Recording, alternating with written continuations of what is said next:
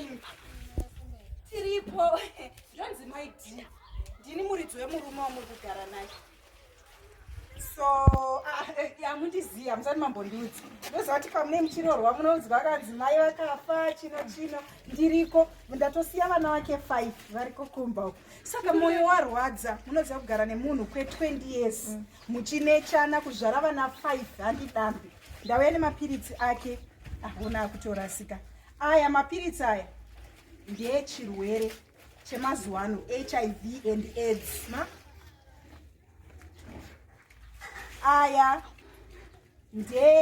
dzimwe dzenguva anobuda maronda mwiri wese, maronda nyangwe nhengo yake chaiyo haioneki, reri ronda chete. Ndadzosera ndaisa mukamwe kadiki.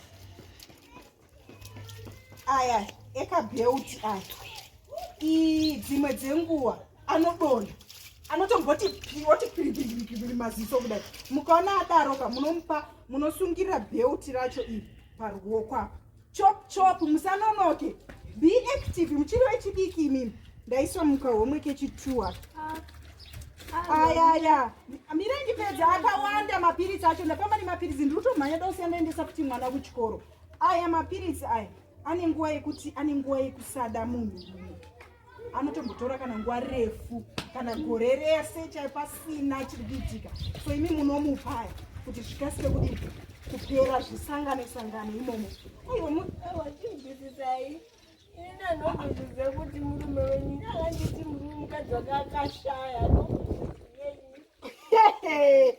haana kukudziva kuti ane mukadzi tauro ndotombozota nechirwere usachema dhiya. Saka mama tosangana